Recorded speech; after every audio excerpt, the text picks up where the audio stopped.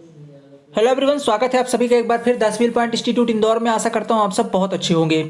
DSSB की तरफ से इंजीनियर्स के लिए एक बहुत बड़ी खुशखबरी निकल कर आई थी। ये जो वैकेंसी रिलीज हुई थी कुछ दिन पहले रिलीज हुई थी, लेकिन इसका कुछ पार्ट आना बाकी था। सो मैंने वेट किया और आज फाइनली डीएसएसबी जेई और एई का कंप्लीट इन्फॉर्मेशन लेकर के आया हूँ आप सभी के सामने, जिसके अंदर आपको स्टार्टिंग से क्या क्या चीज़ें डीएसएसबी के अंदर हैं, कितनी वैकेंसी हैं, चाहे वो ए की हो जेई की हो, उनका सिलेबस क्या है, कितने स्टेप में पेपर होना है, पेपर की डेट क्या हो सकती है, सारी चीज़ें एक ही सिंगल वीडियो के अंदर अपन डिस्कस करने वाले हैं। तो अगर आप डीएसएसबी जेई या ए की तैयारी कर रहे हैं तो माय डियर, ये वीडियो आपके लिए बहुत हेल्पफुल रहने वाला है। एक वीडियो के अंदर आपको सारी इन्फॉर्मेशन मिल जाएगी कंप्लीट सिलेबस एनालिसिस के साथ। तो चलिए स्टार्ट करते हैं वीडियो को। चैनल पर पहली बार विजिट किया तो मेक श्योर आपने सब्सक्राइब कर लिया होगा, नहीं किया है तो पल पल की वीडियो की अपडेट के लिए आपको चैनल को सब्सक्राइब कर लेना है। अब चलिए स्टार्ट करते हैं वीडियो को। सबसे पहले देखिए आप, government of NCT of Delhi subordinate service selection board यानी डीएसएसबी की तरफ से ये वैकेंसी रिलीज हुई है। ये वैकेंसी जो मैंने अभी ओपन की हुई है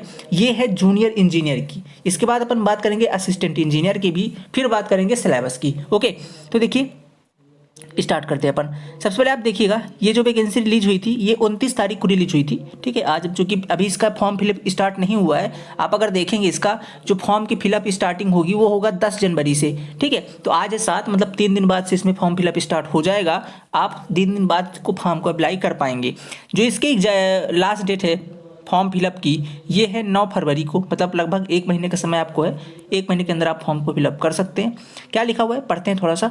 Delhi subordinate service selection commission की तरफ से पोस्ट अप्लाई किया गया है। किसकी पोस्ट है? पहली चीज़ तो जूनियर इंजीनियर सिविल की और सेक्शन ऑफिसर सिविल की। ठीक है, इलेक्ट्रिकल की भी आई है, हम इस वीडियो के अंदर सिविल की बात कर रहे हैं, सेपरेट वीडियो में इलेक्ट्रिकल का भी समझेंगे। ओके, अब इसमें देखिएगा आप, ये पोस्ट कोड आपको दिया गया है। सबसे पहले समझ लेते हैं वैकेंसी कितनी है और डिपार्टमेंट कौन कौन से जहां पर ये वैकेंसी रिलीज हुई है। ठीक है, तो देखिए सबसे पहले बात कर लेते हैं टोटल वैकेंसी की। तो आप टोटल देखेंगे वैकेंसी, ये जो आपके 11 डिपार्टमेंट है। ठीक है, ये 11 डिपार्टमेंट जिनके अंदर ये वैकेंसी रिलीज हुई है। ठीक है, टोटल वैकेंसी की अगर मैं बात करता हूँ तो टोटल वैकेंसी आपकी 575 है। बहुत ज़्यादा अच्छी खासी वैकेंसी डीएसएसबी की तरफ से निकली है जेई और जेई के लिए। ठीक है, जूनियर इंजीनियर के लिए। ओके, सिविल ब्रांच के लिए। अब इसके अंदर भी कई सारे डिपार्टमेंट्स हैं। ये जो 575 ये सभी कैटेगरी को मिला करके है। अगर अपन सेपरेट कैटेगरी वाइज समझते हैं तो जनरल कैटेगरी की 270 सीटें हैं। ठीक है, ईडब्ल्यूएस की 77 है। ठीक है, ईडब्ल्यूएस की आपकी 77 है। ओबीसी की 116, 85 सीटें आपकी। ओके, 85 सीटें आपकी किसकी है?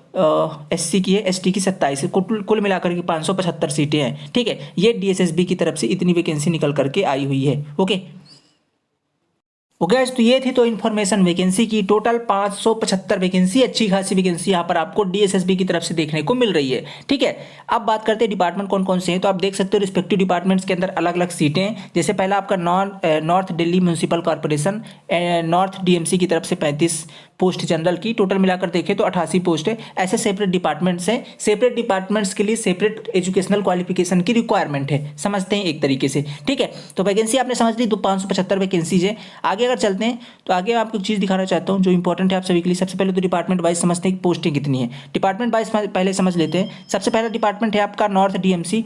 ठीक है, नॉर्थ दिल्ली म्यूनसिपल कॉर्पोरेशन। ठीक है, इनके अंदर जो टोटल वैकेंसी है आपकी 88 पोस्ट है, जनरल की 35 पोस्ट है। अब एलिजिबिलिटी देख लेते हैं। जो एलिजिबिलिटी क्राइटेरिया है वो डिग्री होनी चाहिए आपके पास। आपने बीटेक किया या बी किया हुआ है तो आप इसके लिए अप्लाई कर सकते हैं सिविल इंजीनियरिंग डिपार्टमेंट में। दूसरा, अगर आपने डिप्लोमा किया हुआ है, आपने पॉलिटेक्निक डिप्लोमा किया है किसी रिकॉग्नाइज्ड यूनिवर्सिटी से, तो भी आप इस फॉर्म को अप्लाई कर सकते हैं। बस साथ में जो एंड लिखा है ना, एंड का मतलब बहुत लोग को डाउट होता है, तो ये साथ में और है। ठीक है, मतलब डिप्लोमा के साथ आपको 2 साल का एक्सपीरियंस होना चाहिए। ठीक है, 2 साल का आपको एक्सपीरियंस होना चाहिए। वो भी कब? आफ्टर कंप्लीशन, कंप्लीट होने के बाद। आपका डिप्लोमा जब कंप्लीट हो गया उसके 2 साल तक आप कहीं पर काम किए हों, वो भी ऑथराइज्ड कंपनी या ग्रुप के साथ, उसका आपके पास लाइसेंस होना चाहिए या आपके पास सर्टिफिकेट होना चाहिए, तो आप इस फॉर्म के लिए अप्लाई कर सकते हैं। ओके, ये तो बात हो गई इसकी। दूसरी चीज़ मैं बात कर लेता हूँ यहाँ पे, जो इसकी आपकी पे स्केल रहने वाली है। आपको पे कितना? तो 4200 ग्रेड पे है। अब जानते हैं 9300 से लेकर 34,800 तक आपका होगा, प्लस 4200 ग्रेड पे की आपकी सैलरी रहने वाली है। ओके, और एक जो इंपॉर्टेंट चीज़ अपन चलते हैं नेक्स्ट डिपार्टमेंट के अंदर, तो साउथ दिल्ली म्यूनसिपल कॉर्पोरेशन के अंदर वैकेंसी है। इसके अंदर क्या एजुकेशनल क्वालिफिकेशन, इसके अंदर पोस्टें कितनी है? 48 पोस्ट है टोटल, जनरल की 22 है और अगर मैं एजुकेशनल क्वालिफिकेशन की बात करूँ तो यहाँ भी आपसे सेम एजुकेशनल क्वालिफिकेशन की डिमांड की गई है जो अबव पोस्ट के अंदर थी, ऊपर वाले पोस्ट के अंदर थी। ठीक है, अगले पोस्ट के अंदर चलते हैं। अगला जो आपका पद है, बाकी सब कुछ सेम है आपके पास और कुछ भी नहीं, बस डिपार्टमेंट चेंज हुआ, वैकेंसी थोड़ी कम हो गई है, बाकी सारी चीज़ें इसके अंदर भी सेम है। अगले पोस्ट में चलते हैं। अगला है आपका ईस्ट दिल्ली म्यूनिसिपल कॉर्पोरेशन। इसके अंदर भी जो वैकेंसी वो 123 पोस्ट है और जनरल की इसके अंदर 51 पोस्ट है। सेम यहाँ पर भी डिमांड की गई है जो एबव वैकेंसीज के अंदर एजुकेशनल क्वालिफिकेशन की रिक्वायरमेंट थी वो भी यहाँ पर भी है। ठीक है, मतलब डिग्री या डिप्लोमा है तो 2 साल का साथ में एक्सपीरियंस। ठीक है, आगे चलते हैं। अगले पॉइंट पे अपन समझते हैं अगली जो वैकेंसी है आपकी। ठीक है, इसमें हाँ एज लिमिट आपको देखते जाना है। एज लिमिट सेपरेट वैकेंसीज के लिए अलग अलग है। यहाँ पे जैसे 18 से 27 पहली वाली पोस्ट के लिए था, इसमें अपन समझ लेते हैं सभी के लिए 18 से 27 साल ही है। ठीक है, अगर आप 18 से 27 साल के लिए हैं तो अभी जितने पोस्ट देखे सभी के लिए 18 से 27 साल है। बाकी जो अलग अलग रिजर्वेशन कैटेगरी के हिसाब से आपको कुछ छूट मिल सकती है वो अपन अभी देखेंगे। ठीक है, इसके बाद देखिएगा, इसके बाद अगर बात करते हैं अपन किसकी, अगर आप ये एक अगली जो डिपार्टमेंट है ये Delhi agriculture marketing board DAMB के अंदर वैकेंसी है। ये टोटल 9 पोस्ट है इसके अंदर। ठीक है, और यहाँ पर आपसे क्या मांगा गया है, यहाँ पर आपसे मांगा गया है डिप्लोमा इन सिविल इंजीनियरिंग और साथ में आपको 2 ईयर की एक्सपीरियंस एसेंशियल है, जरूरी है, 2 साल का एक्सपीरियंस है। तो यहाँ पास भी डिप्लोमा प्लस 2 साल का एक्सपीरियंस। यहाँ पे डिग्री आप नहीं है, यहाँ पे अगर आपने डिप्लोमा किया है विथ 2 ईयर एक्सपीरियंस के साथ तो आप इस पोस्ट को अप्लाई कर सकते हैं। ग्रेड पे यहाँ पर भी सेम है, 4200 ग्रेड पे या 9300 से लेकर 34,800 तक आपकी सैलरी। एज क्राइटेरिया भी 18 से 27 साल तक रहने वाला है। ये तो बात होगी इसकी। अगले डिपार्टमेंट की बात करते हैं, दिल्ली जल शक्ति बोर्ड। ठीक है, दिल्ली जल बोर्ड। ठीक है, DGB। इसके अंदर आपकी टोटल 98 सीटें हैं, 63 जनरल की सीटें हैं। बात कर लेता हूँ मैं यहाँ पर, आपका काम क्या है, मॉनिटरिंग सुपरवाइजर का रहने वाला है, कॉन्ट्रैक्टर का। आपकी जो एजुकेशनल क्वालिफिकेशन है यहाँ पर आपके पास या तो डिग्री होनी चाहिए या 3 ईयर का diploma with 2 year experience, same educational qualification जो अबव पोस्ट के अंदर थी। ओके, सैलरी भी सब कुछ सेम है। यहाँ पर आपको एक चीज़ मिल सकती है, आपको यहाँ पे थोड़ा एज रिलैक्सेशन दिया गया है। अबव पोस्ट के अंदर जो थी 18 से 27 साल थी, यहाँ पर 18 से 30 साल तक आप अप्लाई कर सकते हैं। अगले की पोस्ट की मैं बात करता हूँ। अगला पोस्ट है आपका Delhi urban shelter improvement board. ठीक है, इसके अंदर आपकी टोटल 75 वैकेंसीज हैं। अगर यहाँ पे अपन एजुकेशनल क्वालिफिकेशन की तो ग्रेजुएट होने चाहिए, आप सिविल इंजीनियरिंग में डिग्री होनी चाहिए और साथ में डिप्लोमा या अगर आपके पास डिग्री नहीं है तो आप diploma holding in civil engineering with 2 year experience. Same है, अगर आपके पास डिप्लोमा है तो 2 साल का एक्सपीरियंस। घबराए नहीं, अभी जिनके पास एक्सपीरियंस नहीं है ना, कुछ ऐसे एस्पिरेंट है जिनके पास एक्सपीरियंस नहीं है, वो लोग अप्लाई करना चाहते हैं तो लोग क्या करें, अभी बात करेंगे उनके लिए भी सेपरेट डिपार्टमेंट है जहाँ पर उनके लिए वैकेंसीज हैं। ठीक है, घबराना आपको भी नहीं है। आगे बात कर लेते हैं। अगला जो पोस्ट है आपका, ठीक है, अगली पोस्ट है आपकी दिल्ली ट्रांसको लिमिटेड। ठीक है, DTL के अंदर वैकेंसी है। यहाँ पर आपकी 19 पोस्ट है और यहाँ पर जो है तो आपसे जो एजुकेशनल क्वालिफिकेशन मांगा गया है वो है आपका डिग्री इन सिविल इंजीनियरिंग और डिप्लोमा विथ 2 ईयर एक्सपीरियंस। ये भी सेम है, यहाँ पर भी सेम डिपार्टमेंट है जैसा कि ऊपर जो क्वालिफिकेशन ऊपर मांगी गई थी वो भी सेम है यहाँ पर। ठीक है, और 18 से यहाँ पर जो आपको एज रिलैक्सेशन 18 से 28 साल तक है। ग्रेड पे यहाँ पर ग्रेड पे आपको अच्छा मिल रहा है, वहाँ पे 4200 ग्रेड पे था, यहाँ पे आपको 4800 ग्रेड पे मिलेगा। कौन से विभाग के अंदर, विभाग देख लीजिएगा, विभाग है आपका दिल्ली ट्रांसको लिमिटेड। ठीक है, दिल्ली ट्रांसको लिमिटेड। पोस्ट केवल 19 है, महज 19 वैकेंसी इस डिपार्टमेंट के अंदर है। अगली बात कर लेता हूँ मैं, Delhi state industrial and infrastructure development corporation limited. इसके अंदर टोटल 52 वैकेंसीज हैं। ठीक है, 52 वैकेंसीज हैं और इसके अंदर आपको जो एजुकेशनल क्वालिफिकेशन चाहिए वो है आपको फुल टाइम डिग्री और 3 ईयर डिप्लोमा। ठीक है, 3 ईयर डिप्लोमा बाई 50% मार्क्स। ठीक है, तो यहाँ पर आपसे 2 साल के डिप्लोमा के साथ आपसे किसी प्रकार के एक्सपीरियंस की डिमांड नहीं की गई। देखो एक्सपीरियंस यहाँ पे नील लिखा हुआ है, डिजायरेबल एसेंशियल नहीं है, नील है। इसका मतलब ये है कि आपसे इस पोस्ट पे अगर आपने सिर्फ डिप्लोमा भी किया है तो भी आप अप्लाई कर सकते हैं, डिग्री किया तो भी कर सकते हैं। ठीक है, तो ये क्या है आपका Delhi state industrial and infrastructure development corporation limited. इसके अंदर आपको ये है कि आप अगर आपने डिप्लोमा भी किया है किसी रिकॉग्नाइज्ड या AICTE मान्यता प्राप्त रिकॉग्नाइज्ड यूनिवर्सिटी से तो आप इसके लिए अप्लाई कर सकते हैं। ओके, अगर आपने डिप्लोमा किया है तो भी वैकेंसी। ये 8 नंबर का डिपार्टमेंट आपको ध्यान रखना है। अगले डिपार्टमेंट के अंदर चलते हैं अपन। अगला डिपार्टमेंट है हमारा अगला डिपार्टमेंट है इरिगेशन एंड फ्लड कंट्रोल। इसके अंदर आपकी 59 पोस्टें हैं और इसके अंदर जो आपसे एजुकेशनल क्वालिफिकेशन ये है आपको डिप्लोमा, ये सिर्फ आपके लिए है, विथ नो कोई एक्सपीरियंस नहीं चाहिए आपको। विदाउट एक्सपीरियंस अगर आप डिप्लोमा होल्डर स्टूडेंट हैं तो आप इस फॉर्म के लिए अप्लाई कर सकते हैं। अच्छा मौका है आप सभी के पास। बात करते हैं इसमें एज रिलैक्सेशन एज की, तो एज कैटेगरी आपके 18 से 27 साल तक होनी चाहिए। आपका जो ग्रेड पे वो भी बहुत अच्छा मिल रहा है, 4800 ग्रेड पे आपको, तो सैलरी अच्छी खासी रहने वाली है आपकी, ठीक है। ग्रुप बी की आपकी जॉब रहेगी। बहुत अच्छा मौका है डिप्लोमा वाले स्टूडेंट्स के लिए इरिगेशन एंड फ्लड डिपार्टमेंट में। ओके, अगली बात कर लेता हूँ 10वां नंबर का जो पॉइंट है ये है new Delhi municipal council NDMC. इसके लिए अगर बात करते हैं अपन, तो यहाँ पर टोटल वैकेंसी, यहाँ पे तो कोई वैकेंसी नहीं, ठीक है, यहाँ पर कोई वैकेंसी नहीं रिलीज हुई है। ओके, 0 पोस्ट है सभी। 11वें नंबर पर जो डिपार्टमेंट वो है आपका दिल्ली ट्रांसपोर्ट कॉर्पोरेशन डीटीसी। यहाँ पे टोटल 4 पोस्टें हैं, ठीक है। और यहाँ पर आपकी जो एजुकेशनल क्वालिफिकेशन की डिमांड है वो 3 ईयर का सिविल इंजीनियरिंग में डिप्लोमा आपके पास होना चाहिए। और एज रिलैक्सेशन की बात तो 18 से 35 साल तक अगर हैं आप तो अप्लाई कर सकते हैं। इतना देखने के बाद अब आपके मन में सवाल उठेगा, सर सब कुछ तो सही है, अगर मैं किसी अदर स्टेट से बिलोंग करता हूँ तो क्या मैं अप्लाई कर सकता हूँ, क्या मैं किसी और राज्य से हूँ तो अप्लाई कर सकता हूँ? तो समझ लेते हैं एलिजिबिलिटी क्राइटेरिया क्या है। अगला पॉइंट हमारा एलिजिबिलिटी क्राइटेरिया है। अगर आप कैंडिडेट इंडिया के हैं तो आप इस पोस्ट के लिए अप्लाई कर सकते हैं। इंडिया के मतलब ये है कि आप सिटीजन होना चाहिए भारत के, आप किसी भी राज्य से हैं, आप मध्य प्रदेश से, छत्तीसगढ़ से हैं, झारखंड, पश्चिम बंगाल, कहीं से भी है, आप इस पोस्ट के लिए एप्लीकेबल है। ये फुल ओपन पोस्ट है पूरे इंडिया लेवल पर, तो आप इसके लिए अप्लाई कर सकते हैं, कोई दिक्कत नहीं है। ओके, अगली बात कर लेते हैं अप्लाई कैसे करना है। तो उनकी वेबसाइट पे जाना है, ये आप देख सकते हैं http://dssb.online.nic पे जाकर के आप अप्लाई कर सकते हैं। कब से अप्लाई करना है? 10 से, ठीक है, आज से नहीं करने लग जाइएगा, 10 जनवरी तक वेट करिए। 10 जनवरी से लिंक ओपन हो जाएगी, तब आपको जाकर के अप्लाई करना है। अप्लाई की प्रोसेस का इसके अंदर आप समझ सकते हैं, ठीक है। ये जो आपको प्रोसेस दी गई है, क्लोजिंग डेट क्या है इसकी? 9 फरवरी इसकी क्लोजिंग डेट है। बात करते हैं कितने रुपए पेमेंट करना है, ये सबसे अच्छी चीज़ है।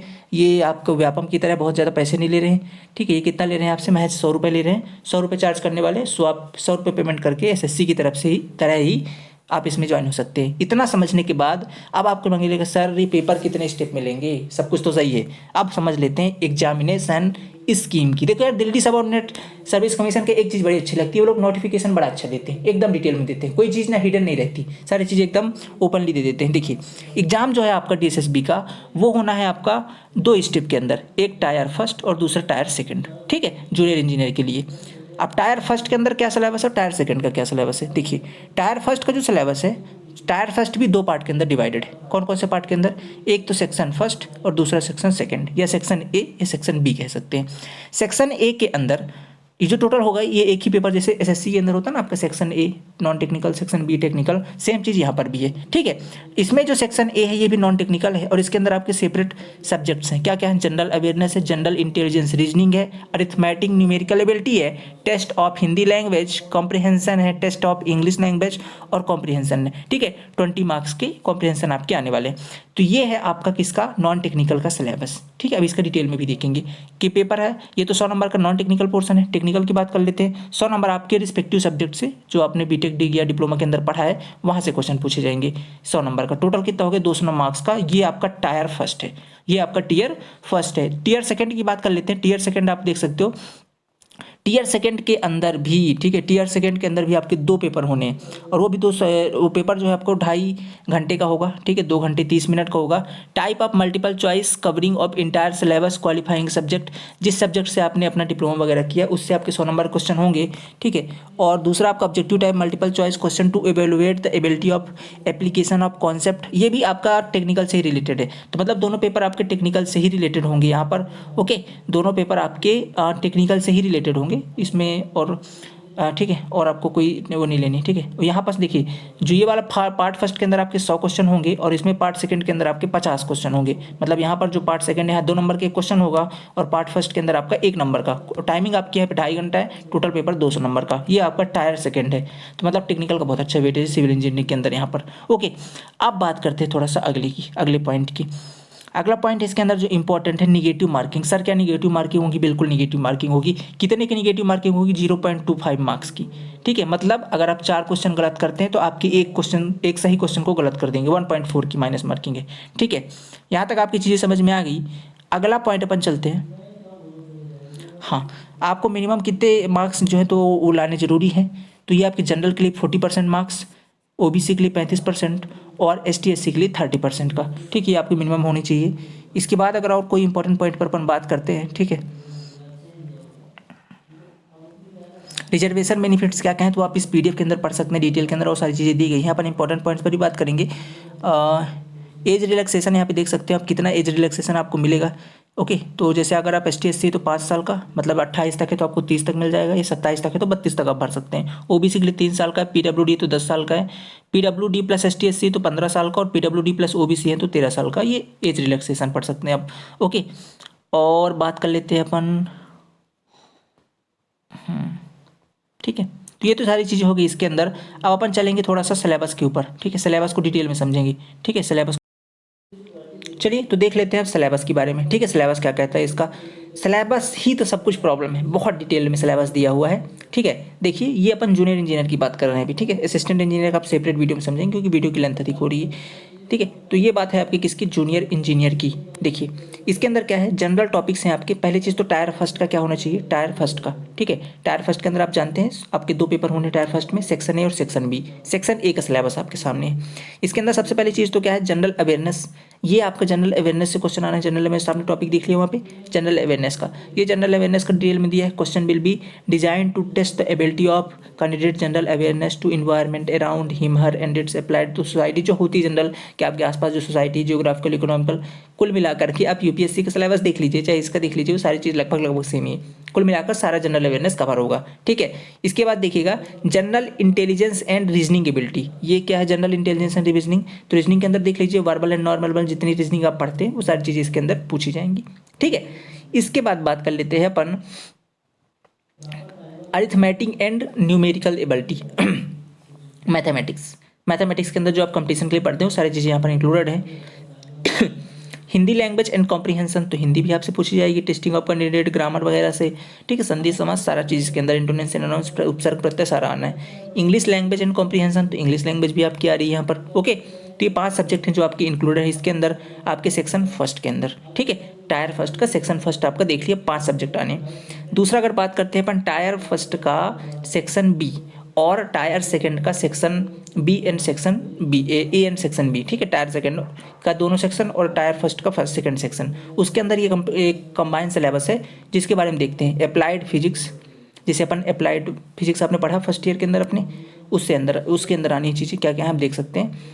इलेक्ट्रॉनिक्स, इस दिया बस कंप्लीट एकदम डिटेल में, भले लंबा है बट दिया डिटेल में। अप्लाइड केमिस्ट्री देख सकते हैं, अप्लाइड केमिस्ट्री। अप्लाइड मैथमेटिक्स देख सकते हैं, अप्लाइड मैथमेटिक्स जो आप फर्स्ट ईयर के अंदर पढ़ते हैं। अप्लाइड मैकेनिक्स, ये अप्लाइड मैकेनिक्स सेपरेट है। ठीक है, सेपरेट है, जिसको अपन इंजीनियरिंग वाले इसको इंजीनियरिंग मैकेनिक्स बोलते हैं, यहाँ पर आपको अप्लाइड मैकेनिक्स का नाम दिया है। ठीक है, अगले पे चलते हैं। अगला आपका बेसिक इलेक्ट्रिकल इंजीनियरिंग, ये भी पूछा जाएगा। ठीक है, बेसिक मैकेनिकल इंजीनियरिंग, ठीक है, ये भी पूछा जाएगा। एंड अब आ जाते हैं सिविल के सब्जेक्ट्स पर। सर्वेइंग आपका इंट्रोडक्शन है, चैन सर्वेइंग, कंपास, सिंपल लेवलिंग और प्रिसाइज लेवलिंग। ठीक है, बाकी और टोटल स्टेशन वगैरह इसमें नहीं पूछे जा रहे, मतलब ये सॉरी और ट्रेवर्स वगैरह नहीं है, बाकी थोड़ा छोटा सिलेबस सर्वेइंग का। बिल्डिंग कंस्ट्रक्शन से अच्छे खासे क्वेश्चन है, लगभग बिल्डिंग कंस्ट्रक्शन सारा कुछ कवर है।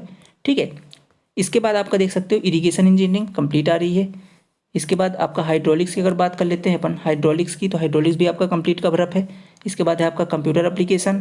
कंप्यूटर एप्लीकेशन से काफ़ी ज़्यादा क्वेश्चन पूछे गए हैं। ठीक है, जो आपने पढ़ा था अपने फर्स्ट ईयर में डिप्लोमा वाले, उनके भी काफ़ी अच्छे क्वेश्चन यहाँ पे पूछे गए हैं, तो इसको भी आपको डिटेल के अंदर कवर करना है। इसके बाद कंक्रीट टेक्नोलॉजी से भी क्वेश्चन है, टाइप्स ऑफ स्ट्रक्चर से भी है। ठीक है, इसके बाद है आपका इन्वायरमेंटल इंजीनियरिंग से, इन्वायरमेंटल इंजीनियरिंग ये फर्स्ट है। ठीक है, जो आपने अपने बीटेक में पढ़ा है, इससे सारी चीज़ें एकदम डिटेल में पढ़ना है। इन्वायरमेंटल इंजीनियरिंग बहुत सारे क्वेश्चन पूछे जाएंगे। ठीक है, कंस्ट्रक्शन मटेरियल से भी क्वेश्चन है, soil mechanic and foundation detail के अंदर कवर करना है, मतलब कोई भी चैप्टर मिसिंग नहीं है। डिजाइन ऑफ आरसीसी स्ट्रक्चर, ये भी डिटेल के अंदर है। एनालिसिस ऑफ स्ट्रक्चर, मतलब टॉस बोलते हैं अपन इसको, ये भी डिटेल के अंदर कवर है। ठीक है, and construction management and accounts. ठीक है, कैड से भी क्वेश्चन आ रहे हैं। ट्रांसपोर्टेशन, ओके, ट्रांसपोर्टेशन इंजीनियरिंग, यहाँ से भी ट्रांसपोर्टेशन के अंदर आपका ब्रिजेज है, सिग्नल से पॉइंट, रेलवे इंजीनियरिंग भी है, रेलवे एंड ट्रैक भी है, मतलब रेलवे भी है और हाईवे भी है, ब्रिजेज भी है, सारी चीज़ें इसके अंदर इंक्लूडेड है। ओके, एयरवेज तो नहीं है नहीं, एयरवेज नहीं है। ओके, रेलवेज है और हाईवेज है। ओके, आगे देख लेते हैं। डिजाइन ऑफ स्टील स्ट्रक्चर पूरी तरह से कवर है, कुछ भी चीज़ नहीं, देखो प्लेट गर्डर रूफ सारी चीज़ें आई हुई है। ओके, इसके बाद एस्टीमेटिंग एंड कॉस्टिंग। ठीक है, एस्टीमेटिंग एंड कॉस्टिंग तो बहुत डिटेल में पढ़ना है आपको, कुछ भी नहीं छोड़ना, सब कुछ डिटेल में लिखा हुआ है। ठीक है, तो ये आपको कवर करना है। तो ये था, मतलब आप ईएस का सिलेबस देखिए चाहे इसका देखिए, एकदम इक्वल है, ठीक है, कुछ भी चीज़ें मिसिंग नहीं है। ये था कंप्लीट एनालिसिस आपका जूनियर इंजीनियर का, ठीक है। तो आशा करता हूँ आपको वीडियो पसंद आई होगी, और आपको अगर कंप्लीट डिटेल मिल गई है तो अपन एक सेपरेट वीडियो के अंदर आप असिस्टेंट इंजीनियर का भी समझेंगे। ओके, सो चैनल पर पहली बार विजिट किया तो मेक श्योर आप सब्सक्राइब कर लेना। और अगर और कोई इन्फॉर्मेशन चाहिए थी, दोनों आपको मिल जाएंगे, इनके लिंक मिल जाएंगे वीडियो के डिस्क्रिप्शन पे, वहाँ से जाकर के आप कंप्लीट पढ़ सकते हैं। ओके, मिलते हैं नेक्स्ट लेक्चर के अंदर। Thank you so much.